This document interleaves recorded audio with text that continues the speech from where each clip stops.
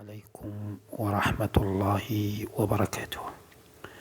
المشكلة القديمة التي لا زالت تتجدد وهي مشكلة العرق أو النظرة القومية العرقية التي اجتاحت شمال إفريقيا في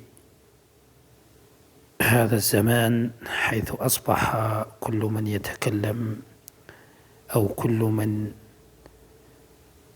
ينتقد أو كل من يفتح موضوعا ما فيخرجون له هذا الكلام أمازيغي وعربي، حتى أن بعض الغوغاء أدخلوا لنا هذا الأمر في شيوخ المنهج حفظهم الله تعالى. فهنالك من يقول أنهم محاربون لأن أصلهم ليس عربي، فعلماء الجزيرة يحاربونهم لأنهم ليسوا عرب.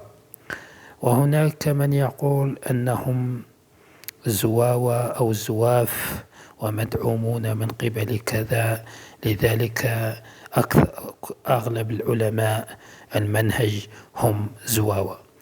وكلتا الفكرتين خاطئتين، فالمنهج والدين لا يقوم على هذه القوميات والجنسيات.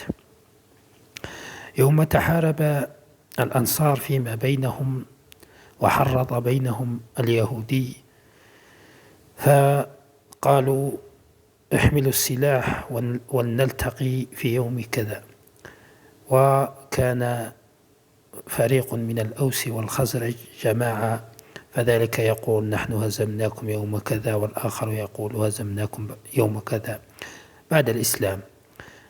فجاء الرسول صلى الله عليه وسلم فجأة فوجدهم في تلك الحالة، فغضب منهم وقال أبي دعوى الجاهلية وأنا بين ظهرانيكم. ولما جاء الفاتح عقبة بن نافع الذي يسبونه جماعة مؤدلجة ما تعرف أنفسها جيدا، يحاربون الفاتح العربي المسلم الذي يعتبر من أهم الفاتحين في التاريخ الإسلام، التابعي الجليل عقبة بن نافع، فيسبونه بأقذر الأسماء ويحاربونه. لما جاء إلى بلاد البربر أو الأمازيغ وجد ناسا يستطيع التفاهم معهم، ولم يجد مشكلة في التفاهم مع هؤلاء. الدليل أن شمال إفريقيا كان فيه فرقة من العرب، وهذا ما أكده الكثير من المؤرخين قديما وجديدا وحديثا. والأمر الثاني أنه لم يجد مقاومة إلا من بعض القبائل أو بعض الشخصيات التي تخاف على سلطتها والتي كانت تتبع روما، فأغلب البربر أو الأمازيغ دخلوا إلى الإسلام وجاهدوا مع المجاهدين العرب وفتحوا الأندلس. لذلك فالبربر والعرب إخوة وأمة واحدة منذ القديم، وهذا ما دائما يؤكد عليه علماء الجزائر، خاصة علماء جمعية العلماء المسلمين الذين عالجوا هذا الأمر من قبل أن يتفشى منذ القديم، منذ أكثر من 70 عاما. عالجه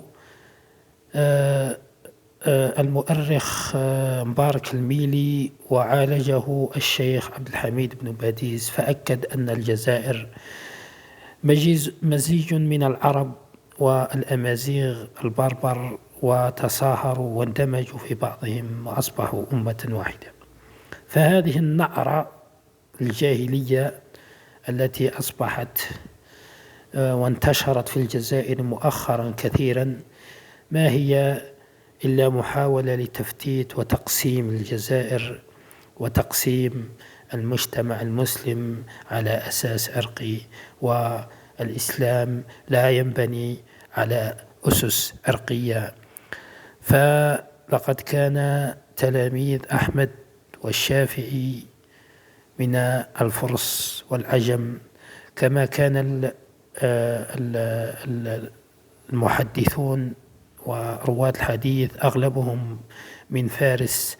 وكان مع الرسول صحابة غير عرب، وكان مؤذنه حبشيا، وكان فارس سلمان الفارسي من أحب الناس إليه، حتى قال سلمان منا آل البيت.